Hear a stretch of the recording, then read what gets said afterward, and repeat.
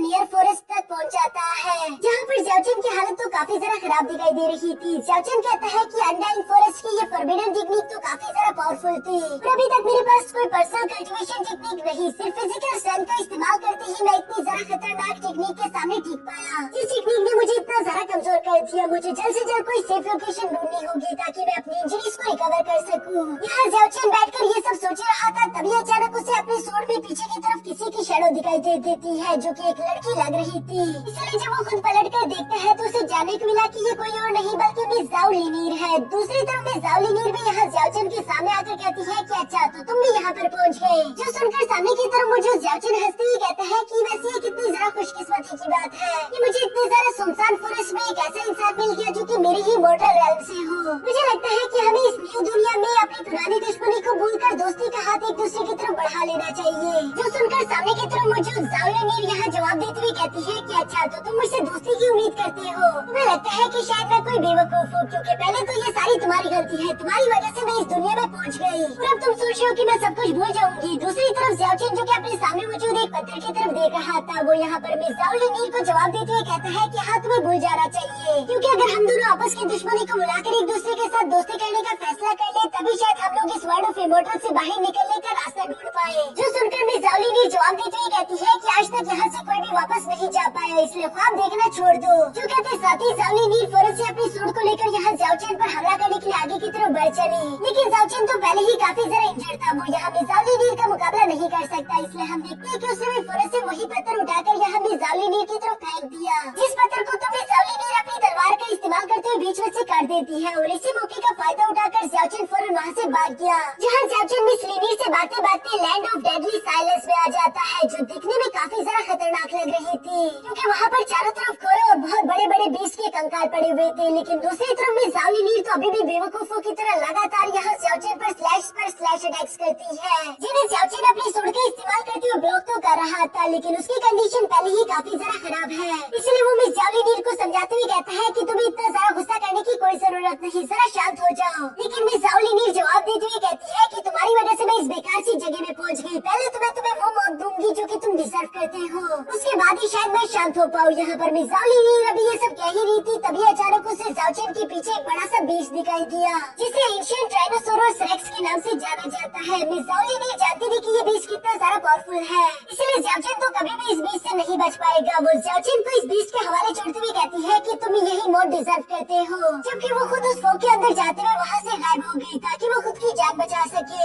दूसरी तरफ ज़्याओचेन को तो कुछ भी समझ नहीं आता कि आखिर लिनीर इस तरह से भाग क्यों गई, लेकिन जब वो खुद भी पीछे की तरफ पलट कर देखता है तो उसके होश भी ठिकाने आ गए थे और वो समझ गया था कि लिनीर क्यों भागी, जबकि वो हैरान होते हुए कहता है कि क्या ये एंशिएंट टाइनोसोरस रेक्स है, जिस पर वो एंशिएंट टाइनोसोरस रेक्स भी दौड़ते हुए हाँ में जवाब देता है। यहाँ ये दाढ़ इतनी जरा खतरनाक थी कि इसकी वजह से तो ज़्याओचेन उड़ते हुए पीछे चट्टान से जा लगा। वो बहुत ही जरा मुश्किल के साथ खुद को संभालते वहाँ से भागना शुरू कर देता है, जबकि एंशिएंट टाइनोसोरस रेक्स ने भी यहाँ ज़्याओचेन को फॉलो करना शुरू कर दिया। दूर से ये पकड़ पकड़ाई मिस ज़ाओ लिनीर भी देख रही थी और वो ज़्याओचेन पर हंसते हुए कहती है कि तुम यही डिजर्व करते हो, अब जब ये बीस्ट तुम्हें अपनी दांतों में कुचल कर तुम्हारा मसाज करेगा तब तुम्हें मजा आएगा। दूसरी तरफ कुछ देर बाद का सीन दिखाया जाता है, जहाँ ज़्याओचेन उस टाइनोसोरस रेक्स से भागते भागते एक चट्टान के पीछे आकर छुपा हुआ था और टाइनोसोरस रेक्स को यहाँ ज़्याओचेन की लोकेशन नहीं मिल पाती, बल्कि वो उसके पास से गुजरते हुए सामने की तरफ चला गया, जो देखकर ज़्याओचेन खुश होते हुए कहता है कि ये तो अच्छा हुआ, लगता है कि मेरी जान बच गई। लेकिन तभी अचानक उसे अपने साइड पर वही क्यूट सा होली यूनिकॉर्न दिखाई देता है, जो कि अपने मुंह में कुछ चेरी लेकर यहाँ ज़्याओचेन के पास आ गया था। शायद वो ज़्याओचेन से दोस्ती करना चाहता है, लेकिन दूसरी तरफ ज़्याओचेन तो उसे खामोश रहने के लिए बोल रहा था। होली यूनिकॉर्न को उसके इशारे समझ नहीं आते और उसे लगता है कि शायद ज़्याओचेन उससे यहाँ से जाने के लिए बोल रहा है, इसलिए वो उदास होकर वहाँ से कुछ आवाजें करता हुआ चला गया। लेकिन यहाँ इस होली यूनिकॉर्न की आवाजों की वजह से हम देखते हैं कि टाइनोसोरस रेक्स को यहाँ ज़्याओचेन की लोकेशन मिल गई। ज़्याओचेन भी यहाँ पर धीरे से अपने पीछे की तरफ देखते हुए कहता है कि अरे यार फिर से नहीं, जिसके बाद एक बार फिर से यहाँ ज़्याओचेन और उस टाइनोसोरस रेक्स के दरमियान पकड़म पकड़ाई शुरू हो जाती है। ज़्याओचेन जो कि पहले ही काफी ज्यादा कमजोर और थक चुका है, इसलिए उसके पास भागने की ज्यादा एनर्जी नहीं बची, जबकि बदकिस्मती से ऊपर से एक बड़ा सा चट्टान आकर यहाँ ज़्याओचेन को लग गया। वो नीचे भी गिर चुका है, जिसकी वजह से तो वो टाइनोसोरस रेक्स यहाँ ज़्याओचेन के सामने खड़ा हो गया। ज़्याओचन भी अब मजबूर होकर अपनी जिंदगी को टाटा बाय बाय कहने ही वाला था। पर दूसरी तरफ उस बेबी होली यूनिकॉर्न को ये बात बिल्कुल भी अच्छी नहीं लगती, क्योंकि वो ज़्याओचन को अपना दोस्त बनाना चाहता था। इसलिए वो तेजी के साथ उड़ते हुए आकर फॉरेस्ट एंशिएंट डायनासोरस रेक्स पर हमला कर देता है। जहाँ होली बेबी यूनिकॉर्न के पास विंग्स थी, इसलिए डायनासोरस रेक्स उसे पकड़ नहीं पा रहा था। ज़्याओचन भी यहाँ पर इस बेबी यूनिकॉर्न को देखकर अपने मन ही मन में उसका शुक्रिया बोलता है, क्योंकि वो बेबी यूनिकॉर्न यहाँ इस डायनासोरस रेक्स को परेशान करके ज़्याओचन से काफी ज्यादा दूर ले गया। ज़्याओचन भी ये सब देखकर काफी ज्यादा हैरान था। वो बेशक उस बेबी यूनिकॉर्न का शुक्रिया दुआ अदा करना चाहता है, लेकिन वो साथ ही साथ हैरान भी है कि आखिर उस बेबी यूनिकॉर्न ने ये सब कुछ क्यों किया। क्योंकि अब ज़्याओचन की जान बच चुकी थी, इसलिए वो फौरन वहाँ से निकलकर उसी जगह आ जाता है जहाँ पर उसने बारिश से बचने के लिए पनाह ली थी। और यहाँ पर एक ड्रैगन एग भी मौजूद है, लेकिन यहाँ पर पहुँचते हुए हम देखते हैं कि ज़्याओचन पहले ही काफी बुरी तरीके से इंजर्ड हो चुका था। उसकी बॉडी से बहुत ही ज्यादा खून बह रहा है, जो सब उसे लगातार कमजोर करता जा रहा था। और इसी वजह से वो बेहोश होकर वहाँ पानी में गिर गया, जहाँ वो बेहोशी में भी अपनी लवर में शुई का नाम ले रहा था। साथ ही साथ उसकी आंखों के सामने उसकी पास मेमोरीज आ रही थी। हमें पता लगता है कि ज़्याओचन सुलुंग विलेज में रहा करता था, जहाँ पर मिशुई उसकी लवर थी। और इन दोनों के दरमियान सब कुछ बहुत ही ज्यादा पीसफुल था। जहाँ ज़्याओचन के हाथ पर बंधा हुआ ये ब्रेसलेट भी शुई ने उसके बर्थडे पर उसे गिफ्ट दिया था। ज़्याओचन उसका मजाक उड़ाते हुए कहता है कि ये तो बहुत ही सस्ता लग रहा है,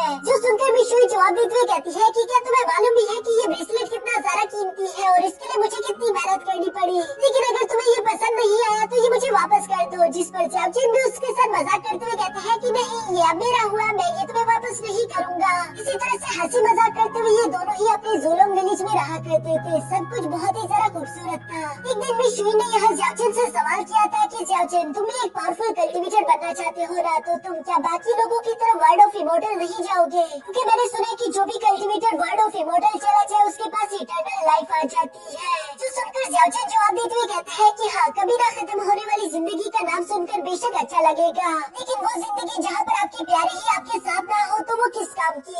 यही वजह थी कि ज़्याओचन कभी भी इस वर्ड ऑफ इमोर्टल में नहीं आना चाहता था। वो अपनी पुरानी जिंदगी में मिशुई के साथ बहुत ही ज्यादा खुश था, लेकिन अब सब कुछ बदल जा चुका है। अब चाहे ज़्याओचन को ये बात पसंद हो या फिर नहीं, वो वर्ड ऑफ इमोर्टल का एक हिस्सा बन चुका और उसे खुद को ताकतवर करना ही होगा। जबकि डेस्टिनी भी बिल्कुल ऐसा ही चाहती है, क्योंकि हम देखते हैं कि ज़्याओचन का खून बहता बहता उसी सेक्रेड ड्रैगन एग पर आकर गिर गया, जिसकी वजह से ड्रैगन एग की पावर एक्टिवेट हो गई। उसके अंदर से बहुत ही ज्यादा तेज एनर्जी निकलते हुए यहाँ ज़्याओचन की बॉडी में एंटर हो रही थी, जिसकी वजह से ज़्याओचन की बॉडी पर कुछ अजीब तरह की मिस्टिकल मार्क्स भी बनना शुरू हो गए। जबकि साथ ही साथ हमें दिखाया जाता है कि ज़्याओचन के सोल सी के अंदर बहुत ही सारी एनर्जी भी एक साथ इकट्ठा हो चुकी थी, जो कि ज़्याओचन की गोल्डन मिस्टीरियस टेक्निक की अवेकनिंग करा रही है। ज़्याओचन यहाँ पर कहता है कि जब मैं 11 साल का था तब मुझे मालूम हुआ कि मेरे सोल सी के अंदर एक हेवनली लेवल का प्रोफाउंड मेथड टेक्निक पड़ा हुआ है, जिसे मैं कभी भी फुल पोटेंशियल पर इस्तेमाल नहीं कर पाया, क्योंकि हमारे मोर्टल वर्ल्ड में कभी इतनी एनर्जी हुआ ही नहीं करती। लेकिन यही सीक्रेट एग की एनर्जी की वजह से मैंने अपनी मिस्टीरियस गोल्डन इंस्क्रिप्शन टेक्निक की अवेकनिंग करवा ली, जिसके साथ साथ उसके सारे के सारी इंजरीज भी रिकवर हो चुकी, जबकि साथ ही साथ वो अपने मोर्टल शेडिंग रैल में भी ऑफिशियल इंटर हो गया। यानी कि ज़्याओचन की पावर काफी सारी इंक्रीज हो चुकी है। ज़्याओचन भी इस बात को महसूस कर पा रहा था, क्योंकि अब वो फायर एलिमेंट की ताकत का इस्तेमाल कर सकता है। जो सारी न्यू पावर्स और एबिलिटीज यहाँ ज़्याओचन के साथ काफी ज्यादा कूल लग रही थी। इसके बाद सीन शिफ्ट होकर दूसरी तरफ सी में मौजूद एक बोर्ड पर आ गया, जो बोर्ड गू फैमिली को बिलोंग करती थी। गू फैमिली का यंग मास्टर यहाँ इसी ड्रैगन आइसलैंड पर आ रहा था, ताकि वो भी सेक्रेड ड्रैगन एक्स को हासिल करके अपनी स्ट्रेंथ इंक्रीज कर सके। उसके साथ और भी कई सारे पावरफुल वॉरियर्स मौजूद थे। ये यंग मास्टर दिखने में तो बहुत ही सारा इवल लग रहा है, लेकिन दूसरी तरफ बीच पर मौजूद ज़्याओचन, जो कि इस बोर्ड को अपनी तरफ आता हुआ देखकर अपने मन में कहता है कि ये तो एक बोट है, शायद ये लोग मुझे इस आइलैंड में से बाहर निकालने में मदद कर पाए, मुझे इनसे बात करनी चाहिए। यहाँ ज़्याओचन ये सब सोचते हुए उस बोट का इंतजार कर ही रहा था, पर तभी अचानक वहाँ का मौसम खराब होने शुरू हो गया। जो सब करने वाला कोई और नहीं बल्कि वही इवल ड्रैगन था, जो कि इस बोट को अपने आइलैंड पर आने नहीं देना चाहता। और यहाँ इसी सस्पेंस के सीन के साथ हमारा ये एपिसोड यहीं पर खत्म हो जाता है।